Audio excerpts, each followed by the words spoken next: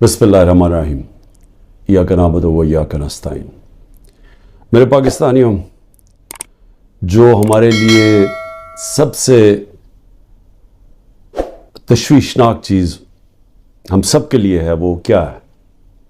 12 لاکھ پاکستانی جب سے یہ حکومت آئی ہے ملک چھوڑ کے چلے گئے۔ لیکن یہ 12 لاکھ پاکستانی کون سے پاکستانی ہیں؟ یہ وہ پاکستانی ہیں جن کو دنیا تیار ہے اپنے ملکوں میں لینے کے لیے۔ یورپ، امریکہ، کینیڈا، اس طرح کے ملک یہ تیار ہیں ان کو لینے کے لیے، کیونکہ پروفیشنلز ہیں۔ یہ وہ لوگ ہیں جن کی ڈیمانڈ ہے دنیا سے باہر، یہ کہیں بھی جا سکتے ہیں۔ اور یہ کیونکہ یہ پروفیشنلز ہیں، ان کی کوئی ڈاکٹرز ہیں، کوئی اب لسٹ ہے پوری، کوئی انجینئرز ہیں، یعنی وہ لوگ جو ایک معاشرے کو آگے بڑھاتے ہیں، جو ایک معاشرے کی ترقی کے اندر پورا حصہ لیتے ہیں، وہ لوگ ہیں جن کو اس ملک کی بہت ضرورت تھی۔ اب وہ چھوڑ کے چلے گئے۔ 12 لاکھ لوگوں کا جانا صرف یہی نہیں کہ یہ وہ لوگ ہیں جن کو آرام سے ویزا بھی مل گیا، ان کو آرام سے ان کو نوکریاں بھی باہر مل گئی۔ یہ وہ لوگ ہیں جو پھر اپنا پیسہ بھی باہر لے کے گئے ہوں گے، کیونکہ خالی ہاتھ تو نہیں جانا تھا، تو انہوں نے پھر یہاں سے روپیوں کو ڈالرز میں کنورٹ کیا اور پھر ڈالرز باہر لے کے گئے۔ تو سوچیں کہ اس کی کتنا نقصان ہوا ہوگا پاکستان کو۔ اب یہ سوچیں کہ یہ کیوں ہو رہا ہے، کیوں لوگ چھوڑ کے جا رہے ہیں۔ وہ لوگ، پھر سے میں کہتا ہوں کہ جو ایک ملک کی ترقی کی بنیاد رکھتے ہیں وہ جا رہے ہیں۔ وہ اس لیے جا رہے ہیں کیونکہ امید ختم ہو گئی ہے ملک سے۔ یہ امید کیوں ختم ہوئی ہے؟ یہ امید اس لیے ختم ہوئی ہے کہ جو 30 سال سے اس ملک کو تباہی کے اندر جن کا پورا ہاتھ تھا، جو چوری کر کر کے ملک کا پیسہ منی لانڈر کر کے باہر لے کے جا رہے تھے، جن کے اوپر کرپشن کے کیسز کے اوپر کتابیں لکھی ہوئی تھیں، جن کی دنیا کے باہر ان کے اوپر ڈاکیومنٹریز، 2 BBC کی ڈاکیومنٹریز بنی تھی، جن کے اوپر باہر کے اخباروں کے اندر ان کی چوری کا لکھا ہوا تھا، اور کتابیں 3-4 کتابیں ہیں جو لکھی گئیں، جس میں کیپٹلزمز ایکلیز ہیل، ایک ریمنڈ بیکر کی کتاب، اس کے اندر لکھا ہوا ہے کہ ان کے جو پہلے دور میں 90 کی دہائی میں انہوں نے کتنا پیسہ چوری کیا تھا اور ملک سے باہر لے کے گئے تھے۔ تو یہ وہ 2 مافیاز، ان کو اوپر آ کے بٹھا دیا۔ لوگوں نے تھوڑی دیر سوچا کہ چلیں جی ٹھیک ہے، الیکشن آئے گا تو ہم ان کو اپنا، تب ان کے خلاف کھڑے ہوں گے۔ پھر جب انہوں نے دیکھا کہ پولیٹیکل انجینئرنگ ہو رہی ہے یہاں، اور جو ملک کی اسٹیبلشمنٹ ان کے ساتھ کھڑی ہو گئی ہے، اصل مایوسی تب ہوئی ہے کہ وہ لوگ جو یہ سمجھتے تھے کہ اس ملک کی اسٹیبلشمنٹ چلے جیسی بھی ہے، اس نے غلطیاں کی ہوگی، مارشل لا لگے ہوں گے، لیکن وہ ملک کا سوچتی ہے، کیونکہ ان کا جینا مرنا پاکستان میں، ان کے انٹرسٹ پاکستان میں۔ تو جب وہ ان لوگوں کے ساتھ کھڑی ہو گئی اور پولیٹیکل انجینئرنگ شروع کر دی ان لوگوں کو پھر سے جتانے کی، اور مایوسی تب چھائی، نا امیدی اور مایوسی کب چھائی کہ جب انہوں نے تماشا دیکھا کہ جو ملک کی سب سے بڑی پارٹی ہے، 70% سے زیادہ جس کی ایکسیپٹیبلٹی آج پاکستان میں ہے، ساری سرویز کہہ رہی ہیں کہ یہ پارٹی جیتے گی اور قوم اس کے ساتھ کھڑی ہے۔ 37 میں سے 30 بائی الیکشن یہ جیت جاتی ہے پارٹی، اس کے باوجود کہ اسٹیبلشمنٹ ان کے ساتھ کھڑی ہوتی ہے، اس کے باوجود عوام بتا دیتی ہے کہ وہ کیا چاہتی ہے۔ جب وہ دیکھتے ہیں کہ اس پارٹی کو کرش کرنے کی کوشش کی جا رہی ہے، اس کے اوپر ہر حربہ استعمال کیا جا رہا ہے، پورا 9 مئی کا ڈرامہ جو انشاءاللہ مجھے کبھی بھی موقع ملا میں ثابت کروں گا کہ وہ سارا ڈرامہ کیا گیا تھا PTI کو کرش کرنے کا۔ اس کا کوئی مقصد یہ نہیں تھا کہ انہوں نے کوئی غدار پکڑنے تھے، یعنی یہ خیر اب تو ہمارے پاس ایویڈنس بھی آ گئی ہے، وہ جب موقع ملے تو ہم بتائیں گے کہ کیسے پری پلان کر کے اور پھر ایک ٹریپ کرنے کی کوشش کی گئی ہے پارٹی کو، اور پھر ورکر سارے ہزاروں ورکر اندر ڈال دیے، سینئر لیڈرشپ اندر ڈال دی، پھر وہ جو باہر نکلتا تھا صرف کہ میں جی پارٹی چھوڑ رہا ہوں تو وہ باہر نکل سکتا ہے، اور پھر یہ بتایا گیا کہ یہ فوج کے خلاف ہے، یعنی تحریک انصاف فوج کے خلاف ہے۔ کون اپنی فوج کے خلاف ہوگا؟ اچھا، اور کون اپنی فوج کے اوپر حملہ کرے گا؟ کوئی جیت سکتا ہے اپنی فوج کے اوپر حملہ کر کے؟ کیا وہ نہتے لوگ اور وہ جو عورتیں ہیں جو ابھی بھی پکڑی ہوئی ہیں عورتیں, کیا ان کے ذریعے ہم نے حملہ کرنا تھا فوج کے اوپر؟ تو یہ پورا ایک پلان, ایک پروپیگنڈا کیمپین, میڈیا کا منہ بند کیا گیا, میڈیا کے اندر پوری ایک کیمپین چلائی گئی اور لوگوں کو یہ بتانے کی کوشش کی گئی کہ یہ دیکھیں جی کتنے برے لوگ ہیں, یہ ملک کے غدار ہیں. جس طرح کے لوگوں کو نہیں پتا کہ جو اوپر بٹھائے ہوئے وہ کون ہیں. یا تو لوگ بھیڑ بکریاں ہیں کہ ان کو پتہ ہی نہیں کہ اوپر کون بیٹھے ہوئے ہیں. کیا ان کا لوگوں کو 30 سال سے نہیں دیکھ رہے؟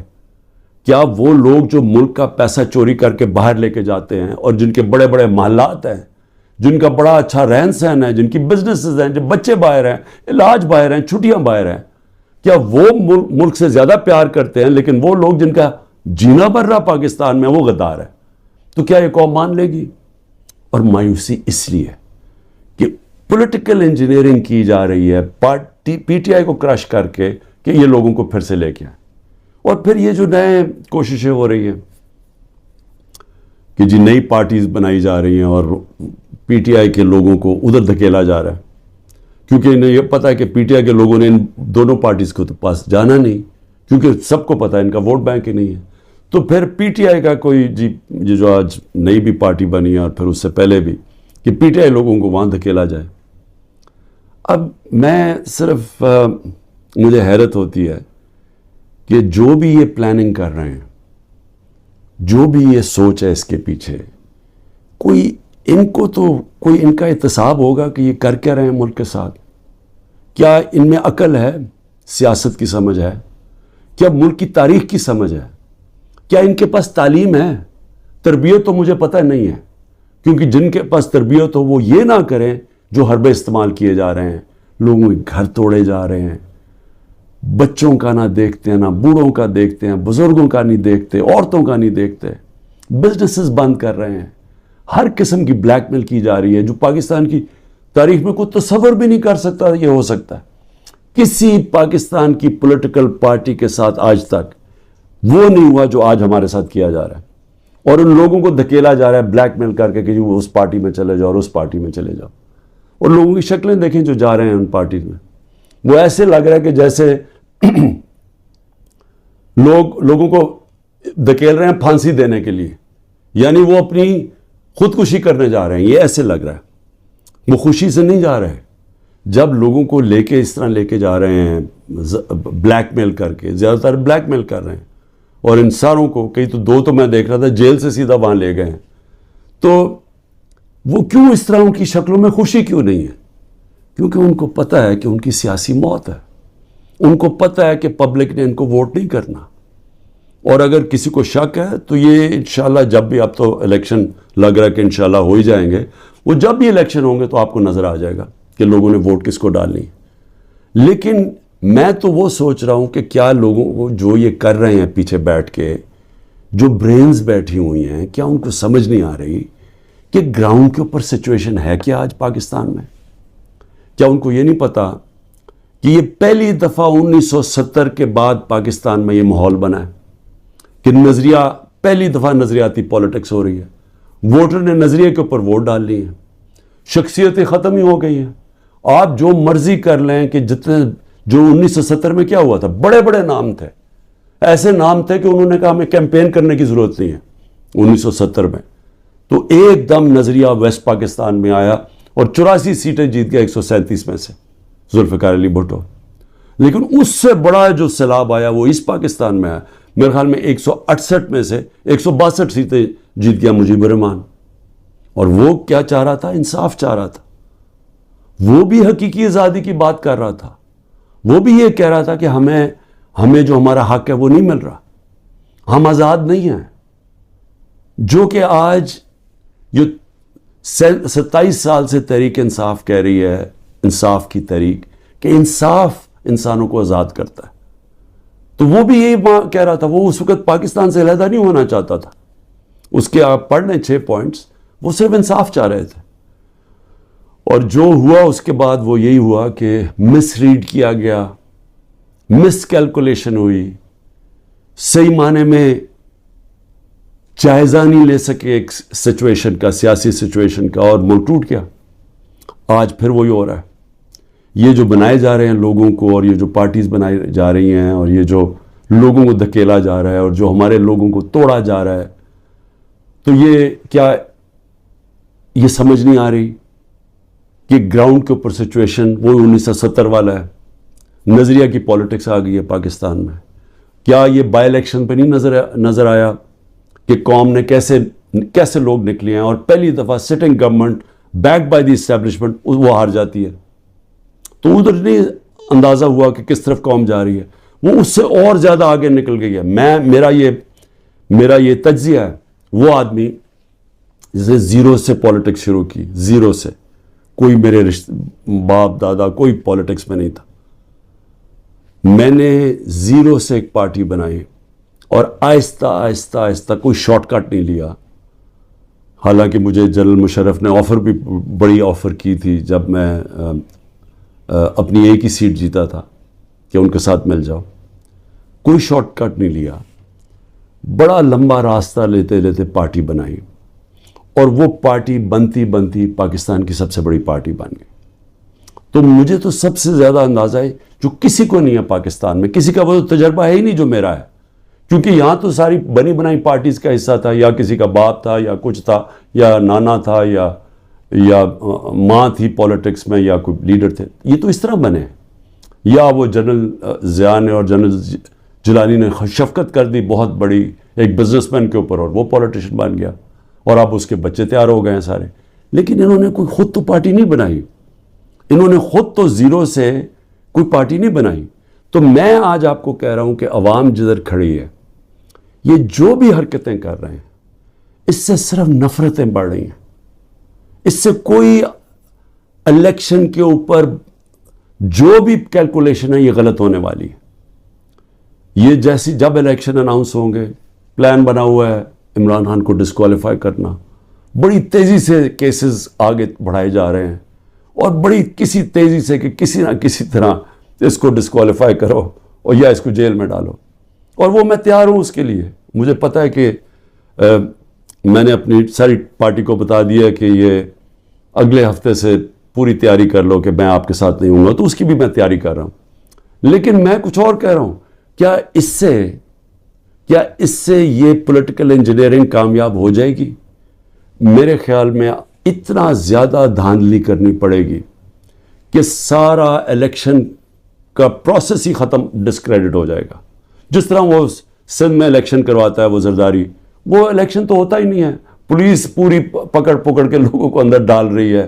باقی جو یا پیسے دے کے خرید لو اور یا پھر جیل میں ڈال دو، اور اس کے بعد الیکشن کروا دو. یہ تو الیکشن نہیں ہے، یہ تو جو لوکل گورنمنٹ الیکشن یا بائی الیکشنز میں، تو جو اصل الیکشن ہے پاکستان کا اور 25 کروڑ لوگوں کا الیکشن ہے، اگر یہ الیکشن ٹھیک نہ کروایا گیا، اس کے اپنے اثرات ہیں. وہ اور ڈی سٹیبلائز کرے گا. اس ملک کے اندر سیاسی استحکام آئے گا ہی نہیں، اور جب تک وہ نہیں آئے گا تو میں بار بار کہتا ہوں تو معاشی استحکام نہیں آ سکتا. تو ہم تو اور ڈوبتے جائیں گے، جو قرضوں کے اندر ہم ڈوبتے جا رہے ہیں. آمدنی سکڑتی جا رہی ہے، قرضے بڑھتے جا رہے ہیں، قیمتیں بڑھتی جا رہی ہیں، لوگ غربت کی لکیر سے نیچے جا رہے ہیں، بے روزگاری بڑھتی جا رہی ہے. تو ہم تو اس طرف جا رہے ہیں.